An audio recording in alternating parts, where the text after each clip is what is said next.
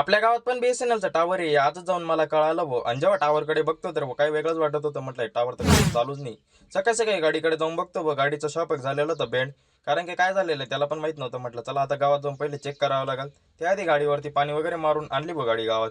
गावात गाडी आणली पण पेट्रोल तर काही नव्हता म्हटलं चला आता पेट्रोलचं काहीतरी करावं लागतं. पेट्रोलला फोन लावला पेट्रोल काही यायला तयारच नव्हता. मग काय कसला बसला तरी आला तो सांगायला लागला इकडं वरती नंबर आहे ना भाऊ त्यांच्यावरती कॉल करायचा. म्हटलं तो पर्सनल नंबर कशासाठी तो तर चालू ठेवत जाय म्हटलं. तर काही विषय नाही म्हटलं पेटर नाही येतं ज्याने आपल्या गाडीचं काम चालू करून दिलेलं भाऊ. काम चालू केलं केलं आहे ना त्यांनी मस्तपैकी एक स्टँड लावला कारण की आहे ना त्याचा जॅक झालेला होता स्लिप. जॅक कधी पण खाली होऊ शकतो त्याच्यामुळे स्टँडवरती गाडी लावून दिली आणि त्यानंतर म्हटलं चला आता जाऊन बघतो आपलं BSNL कुठे. तर BSNLचं टावर इथं फिट झालेलं होतं पण त्याचे हाल काही असे होते भाऊ.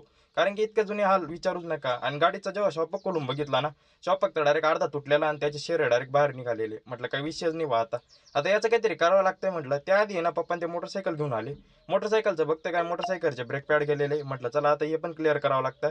मोटरसायकल आहे ना ब्रेक पॅड टाकले आणि त्यानंतर या गाडी एकदम रेडी होऊन गेली. म्हटलं काही विषयच नाही कारण की कोणाला घालून दिला तर भरोसाच नाही. म्हटलं चला आता घरी जावा. घरी जाऊन या ना मस्तपैकी विहिरीकडे आलो. बिगर चपलांचं झालेलं होतं कारण की ना म्हटलं चला आता शेतात पाणी भरायचे. पाणी भरण्यासाठी जायचं होतं. मग काय मोटर वगैरे चालू करायची आणि त्यासाठी मोटर चालू करायला आलो इकडे पेटीकडे. म्हटलं चला आता पेटी वगैरे घेतो म्हटलं चालू करून. पेटीचं खोलून घेतली आणि नंतर म्हटलं चला आता मोटर चालू करून दिली. त्यानंतर आहे ना पूर्ण पाईप आहे ना खाली दाबल्याशिवाय आपल्या आहे ना खालच्या माळ्यात पाणी जात नाही भाऊ. म्हटलं चला आता पूर्ण आहे ना म्हटलं काक वगैरे खाली दाबून दिलं. त्यानंतर म्हटलं चला आता झालं एक काम. आता आहे ना मस्तपैकी डायरेक्ट वावरात जायचं आणि तिकडे आहे ना मस्तपैकी दिवसभर पाणी भरत बसायचं. त्यात काही विषयच नाही. म्हटलं चला आता मस्तपैकी वावरात आलो. वावरात आहे ना आपण पोचायच्या आधीच पाणी येऊन लागलेलं होतं. म्हटलं काही विषयच नाही. पण आहे ना इकडे वाफे भरून आहे ना दुसऱ्या वाफेला पण पाणी निघून गेलेलं होतं कारण की एक दोन वाफे फुटून गेलेले होते. म्हटलं काही विषयच नाही. मग काय आता चला म्हटलं लय ऊन होतंय. ऊन होतं त्याच्यामुळे ना आपली शाल होती ना ती जय श्रीराम वाली मग काय दिंग घेतली आणि काय इकडे सूर्याकडे बघतो. म्हटलं थोडं ब्राईटनेस कमी करायला लई ना लई ऊन राहिलं म्हटलं. आणि इतक्या उन्हात आहे ना लई पाण्याची पण ताण लागते पण आहे ना इथं ऊन लई बेकार लागतोय त्याच्यामुळे आपली शाल कायम आपण ठेवतो संगे.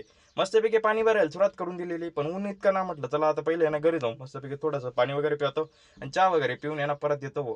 मस्तपैकी दुसऱ्या पिलरकडे आलो भाऊ आणि तिकडचं पाणी भरून झालेलं होतं. मग काय इकडे आता परत पाणी भरायला सुरुवात झालेलीच होती.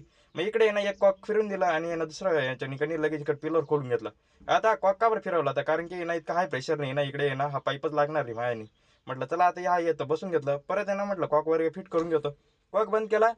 त्यानंतर म्हटलं चला आता कॉक बंद करून आहे ना परत पिलर फिट करतो पण त्याआधीच लाईट जायला लागली भाऊ. म्हटलं आता लाईट जायचा पण टाइम झालेला होता. मग काय कॉक चालू सोडून दिला. म्हटलं जाऊ दे एक वापर तरी भरल कसं तरी. मग म्हटलं चला आता लाईट जायचा थोडा टाइम झालेलाच आहे पण त्याआधीच घरी जायचं होतं. मग काय मोटर वगैरे बंद केली आणि निघालो घराकडे. चला आता आहे ना तोवर घ्या तुम्ही फॉलो वगैरे करून. जय महाराष्ट्र जय श्रीराम.